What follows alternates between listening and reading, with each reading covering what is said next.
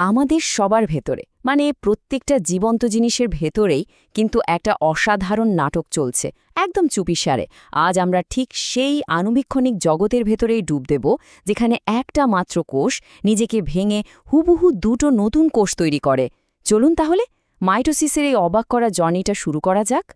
প্রশ্নটা শুনতে খুব সোজা, তাই না? কিন্তু এর উত্তরটাই হলো জীবনের অন্যতম একটা মৌলিক রহস্যের সমাধান।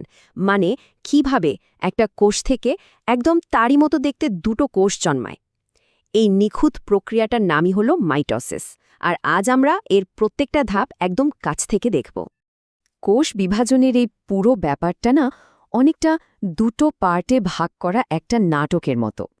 প্রথম পার্টে কোষের যে কন্ট্রোল সেন্টার মানে নিউক্লিয়াস সেটা নিজেকে ভাগ করে, আর দ্বিতীয় পার্টে কোষের বাকি অংশ মানে সাইটোপ্লাজম সেটা ভাগ হয়ে দুটো আলাদা কোষ তৈরি করে ফেলে। এই দুটো পার্টের আবার সায়েন্টিফিক নামও আছে, ক্যারিওকাইনেসিস আর সাইটোকাইনেসিস। ক্যারিওকাইনেসিস মানে হল নিউক্লিয়াসের বিভাজন, মানে যেখানে সব জেনেটিক তথ্যের ভাগাভাগি হয়। আর সাইটোকাইনেসিস হল সাইটোপ্লাজমের বিভাজন, মানে কোষের বাকি সব কিছুর ভাগ। প্রকৃতি কতটা সুশৃঙ্খল, তাই না? প্রথমে নির্দেশ, তারপর বাকি সব।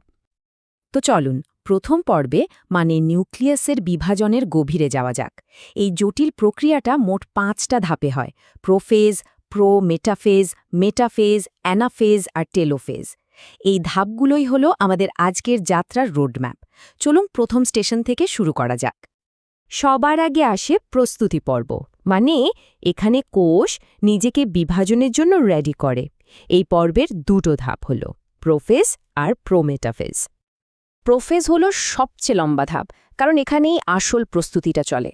ভাবুন তো, কোষটা যেন একটা লম্বা জার্নির জন্য তার জেনেটিক তথ্যের ব্যাগ গোছাচ্ছে। নিউক্লিয়াসের ভেতরে যে ডিএনএর জট পাকানো সুতোগুলো থাকে সেগুলো নিজেদের গুছিয়ে একদম স্পষ্ট ক্রোমোজোমে পরিণত হয়, যাতে ভাগ করতে সুবিধা হয়। প্রত্যেকটা ক্রোমোজোম আবার নিজের একটা হুবহু কপি বানিয়ে ফেলে, যাদেরকে বলে ক্রোমাটিড, আর এরা সেন্ট্রোমিয়ার নামের একটা জায়গায় একে অপরের সাথে লেগে থাকে। এর পরের ধাপটা খুব অল্প সময়ের কিন্তু দারুণ নাটকীয়। মেটাফেজ ধাপে হুট করে নিউক্লিয়াসের চারপাশের দেয়ালটা উধাও হয়ে যায়। এটা কিন্তু খুবই জরুরি, কারণ এখন ক্রোমোজোমগুলো একদম মুক্ত।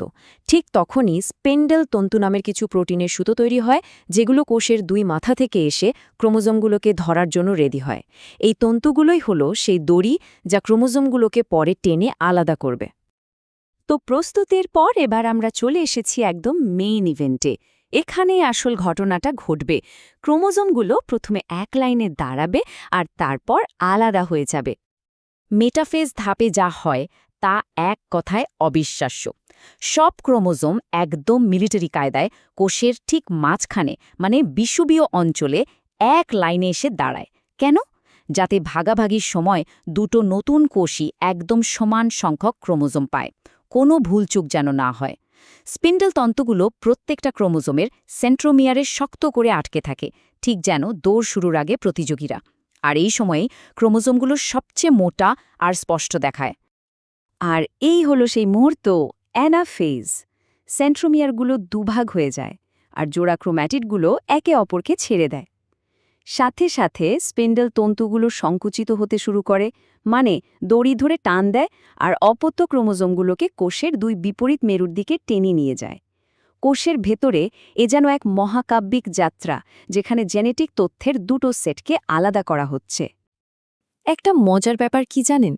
ক্রোমোজোমগুলো যখন দুই মেরুর দিকে যেতে থাকে তখন সেন্ট্রোমিয়ার তাদের সামনে থেকে টানে আর বাহুগুলো পেছনে ঝুলে থাকে। এই সেন্ট্রোমিয়ারের অবস্থানের উপর নির্ভর করে তাদের দেখতে ইংরেজি ভি, এল, জে বা আই অক্ষরের মতো লাগে। কোষের ভেতরের এই জ্যামিতিক সৌন্দর্যটা আসলেই অসাধারণ। আমাদের জার্নি কিন্তু প্রায় শেষের দিকে। এখন দেখব কিভাবে এই বিভাজনের ফলে দুটো সম্পূর্ণ নতুন কোষ তৈরি হয়। এর জন্য বাকি আছে শেষ দুটো ধাপ, টেলোফেজ আর সাইটোকাইনেসিস। টেলোফেজ হল প্রোফেজের ঠিক উল্টো ঘটনা। এখানে সব কিছু আবার আগের মতো হয়ে যায়। দুই প্রান্তে পৌঁছে যাওয়া ক্রোমোজোমগুলোর চারপাশে নতুন করে নিউক্লিয়ার পর্দা তৈরি হয়, যেন দুটো নতুন কন্ট্রোল সেন্টার বানানো হচ্ছে। ক্রোমোজোমগুলো তাদের ঘনীভূত অবস্থা ছেড়ে আবার নর্মাল সুতোর মতো হয়ে যায়।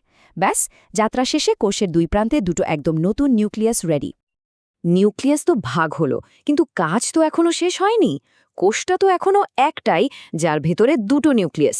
এখানেই আসে ফাইনাল স্টেপটা, সাইটোকাইনেসিস।